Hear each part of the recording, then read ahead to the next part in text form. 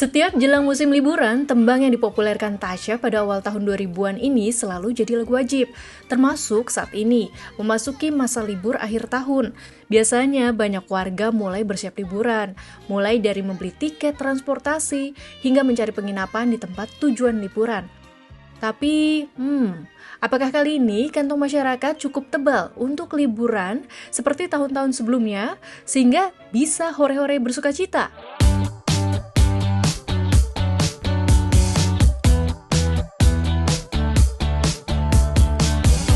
Akhir tahun bagi sebagian orang adalah saatnya untuk berlibur, melepaskan penat selama setahun, bersiap menuju tahun baru yang penuh tantangan.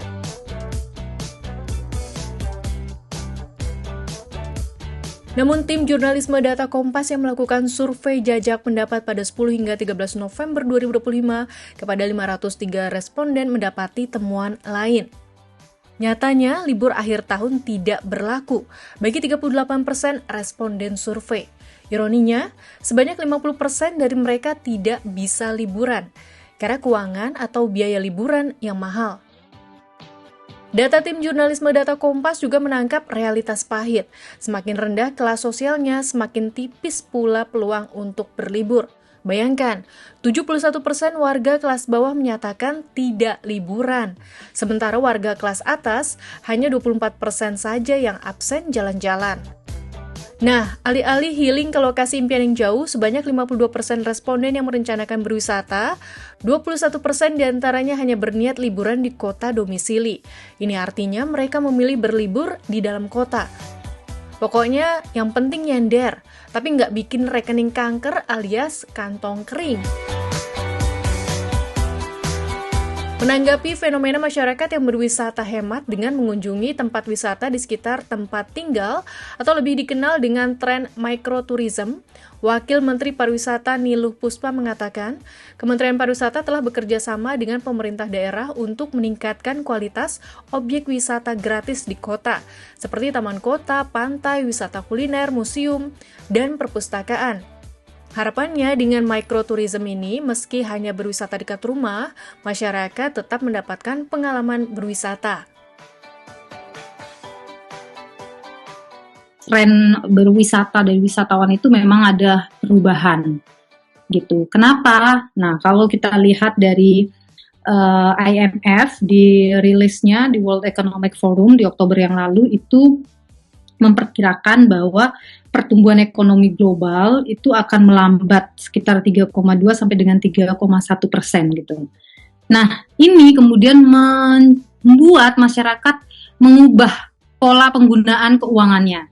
Nah, kita kemudian akhirnya mengajak para kepala pemerintah daerah, industri dan sebagainya membuat namanya micro travel pattern gitu.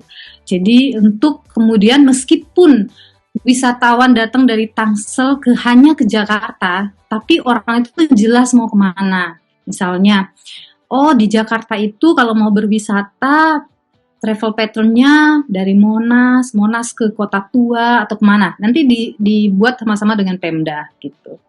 Jadi meskipun hanya di kota atau dekat dengan rumah, tapi dia jelas tujuannya kemana. Nah, itu yang kemudian kita harapkan membuat masyarakat itu bisa tetap merasakan bahwa dia benar-benar berwisata meskipun itu dekat dengan tempat tinggalnya. Fenomena berwisata jarak dekat ini menurut peneliti pariwisata Universitas Gadjah Mada, Yogyakarta, Muhammad Yusuf menjadi bagian dari strategi bagaimana masyarakat tetap bisa berwisata dengan biaya murah, terutama untuk menghemat biaya transportasi yang mahal. Wisata di daerah saja, ya sekali lagi tadi pertama terkait dengan respon atas biaya transport yang mahal. Yang kedua menurut saya, kalau orang sudah berwisata di dekat-dekat rumah dan mendapatkan apa yang mereka harapkan, ngapain mereka berwisata jauh-jauh? Ya, jadi sekali lagi kita harus melihat kepada siapa yang berwisata, karena Gen Z dan Gen Y. Gen Z kan kelompok yang ekonominya masih belum terlalu mapan ya, sehingga hitung-hitungannya sangat ketat. Gen Y itu udah mulai mapan, tetapi ya kadang masih masih ada hal-hal yang di luar wisata yang mereka harus pertimbangkan gitu ya. Saya melihat kecenderungan sekarang orang-orang Jogja itu ketika akhir pekan atau libur panjang banyak wisatawan berkunjung ke Jogja, orang Jogja itu lebih senang melipir ke daerah sekitar yang nggak jauh-jauh dari Jogja, yang bisa dijangkau dengan kendaraan bermotor atau dengan mobil, daerah Klaten, Solo atau Magelang, ya dekat-dekat saja.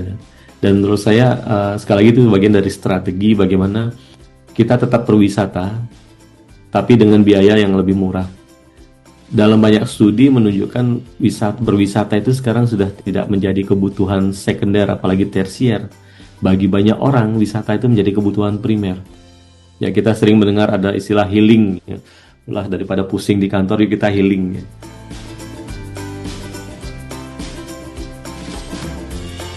Selain pilih jarak dekat, warga makin kreatif memangkas anggaran. Hampir 70% responden mengaku akan melakukan penghematan. Lantas pos mana saja yang akan dipangkas? Dari 70% responden tersebut, 18,8% menyebut akan mengurangi budget untuk paket wisata atau jasa rekreasi.